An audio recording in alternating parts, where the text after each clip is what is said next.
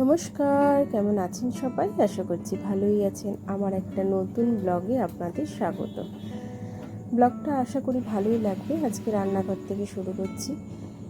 রান্নাটা একটু তাড়াতাড়ি বসিয়ে দিয়েছি।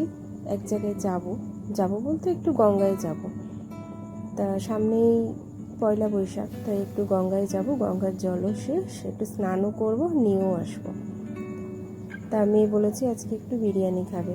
কালকে রাতে বলেছিল বিরিয়ানি খাবে, তা বাইরের খাবার যেহেতু নিয়ে আসবো না, তাই আমি বলেছিলাম আজকে তো আর হবে না, তোমায় কালকে সকালবেলা বিরিয়ানি রান্না করে খাওয়াবো।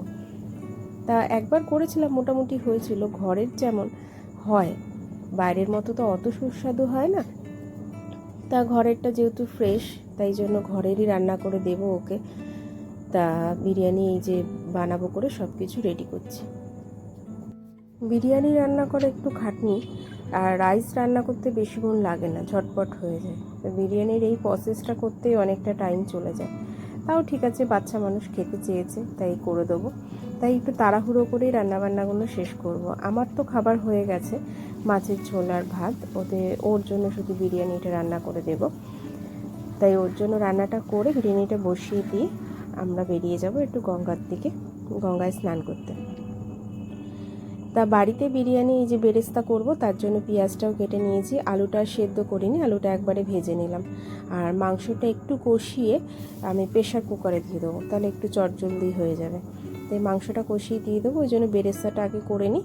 তারপরে আর এদিকে মশলাটা ভেজে গোড়াবো বলে রেডি করেছি। তাই এই যে পেঁয়াজটা একটু পুড়ে পুড়ে গেছে, অল্প তেলে করছি বলে। তাই মাংসটা দিয়ে দিয়েছি, দিয়ে একটু ভালো করে কষিয়ে নেব। কষিয়ে নিয়ে প্রেশার কুকারে দেবো। তাই পেঁয়াজটা রেখে দিলাম, এটা লাগবে না। অল্প একটু তো রাইস বলছি, দেখেছেন, বিরিয়ানি অল্প একটু যে বিরিয়ানি, তাই জন্য বেশি পেঁয়াজ লাগবে না, অল্প পেঁয়াজই দিয়েছি। আর এই চালটা আর্ধেক সেদ্ধ করেছি, আর আর্ধেকটাই ভাপে ভাপে সেদ্ধ হয়ে যাবে। তা খেতে কিন্তু খারাপ হয়নি, খেতে ভালোই হয়েছিল। আর এই লোটে মাছটা কিছুটা রেখে দিলাম, ওটা কালকে আমি একটু ঝুড়ো ঝুড়ো টাইপের করব। আজকে ঝোল করেছি, আর কালকে করব একটু ঝুড়ো। তো এইটুখানি রান্না করতে আমার এত বাসন বেরিয়েছে, মানে বিরিয়ানি করতে এত জিনিসপত্র লাগে যে বলার বাইরে।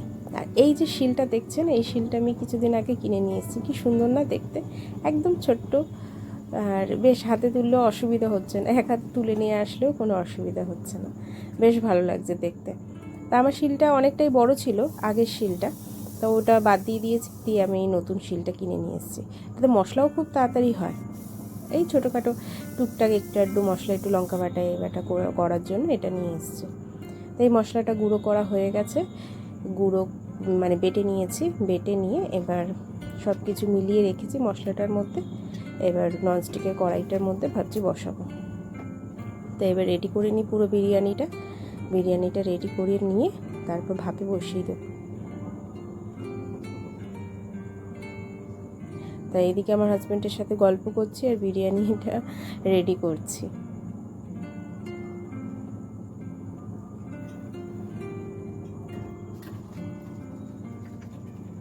তা মোটামুটি প্রায় মশলা টশলা দিয়ে রেডি করতে প্রায় 10-15 মিনিট লেগেছিল। 10-15 মিনিট পর গিয়ে আমি কড়াইটা চাটুর মধ্যে বসিয়ে দিয়ে বেরিয়ে যাব।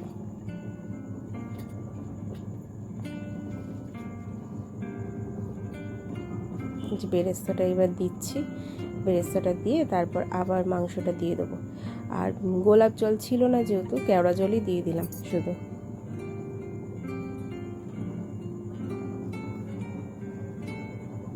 আবার এই মাংসটা দিয়ে আরেকটা লেয়ার করে এরপরে রাইসটা দিয়ে দেবো।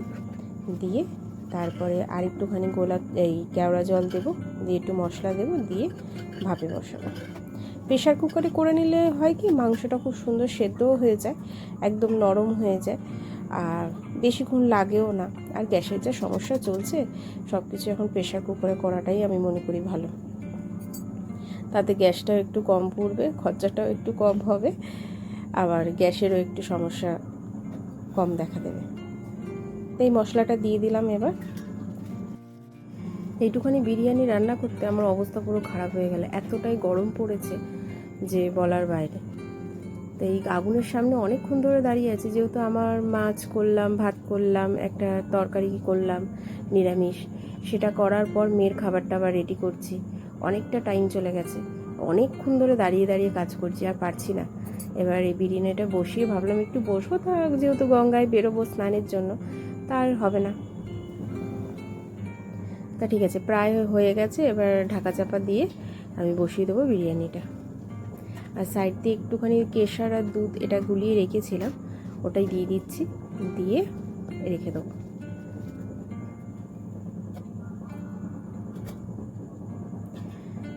এই বাসন আর এখন আর মাজবো না, পরে এসে মাজবো। তা এখন এইভাবে বসিয়ে দিয়ে চলে যাব। এই ঠকঠক করে আওয়াজগুলো হচ্ছে, এগুলি এখানে আমার হাজব্যান্ড ভাটিগুলোকে সেট করছে, মানে চেক করে দেবে দোকানে, তার জন্য রেডি করছে। এই ফয়েলিং পেপারটা ভালো করে মুড়িয়ে দিলে হয় কি, এই যে ভাবটা সাইড দিয়ে বেরিয়ে যায় না, ওই জন্য ফয়েলিং পেপার। গেলাম গিয়ে মুনু ঘরে।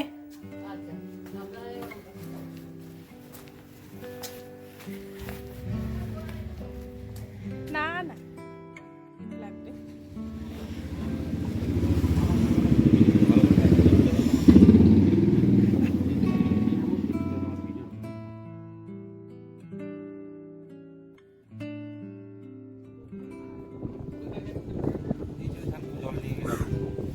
না ভাটে চলে চলবে।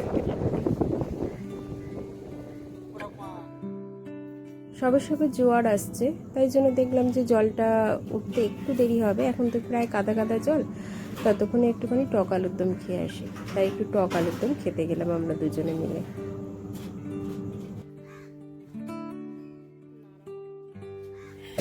গ্যাস কি বেশি দামে নিতে হচ্ছে?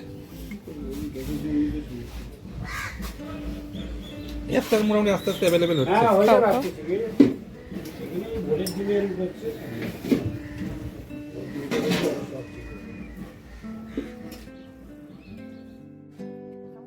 চামচ একটা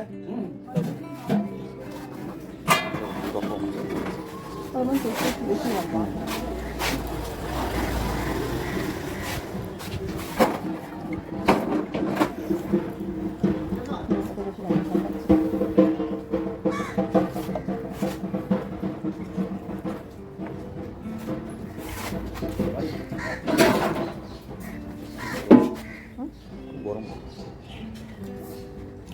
আমি এখন 3 টাকা থেকে আলুদম খাই। 3 টাকা? 3 টাকা তো এখন কত করে? বাস তোমার সাথে কি খেয়েছিলাম এখন আগে থেকে ভালো কিছু হবে না তো খাচ্ছি, কিছু হবে না এখন পাতা বলি বেশি মশলা মশলা বাইরে খেয়ে না।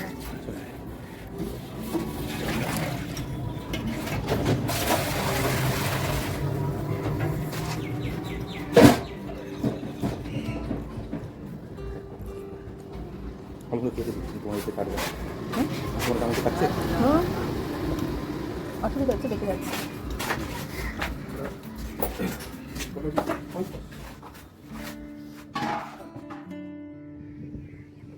আবার ওখান থেকে চলে এলাম গঙ্গার পাড়ে, এসে একটু বসেছি, ততক্ষণে দেখি জলটা অনেকটাই বেড়েছে।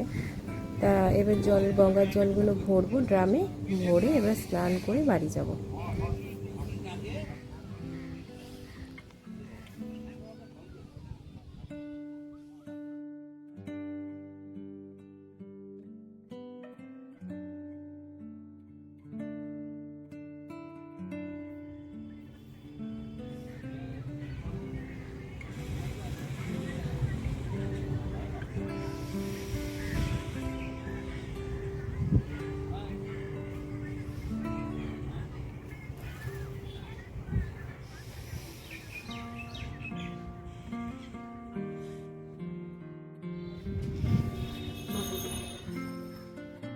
আমাদের দুজনের স্নান হয়ে গেছে, এবার বাড়ির থেকে রওনা দেবো। তা আজকের মতো ব্লগটা একটুখানি, পরের ব্লগে দেখা হচ্ছে আপনাদের সাথে। টাটা।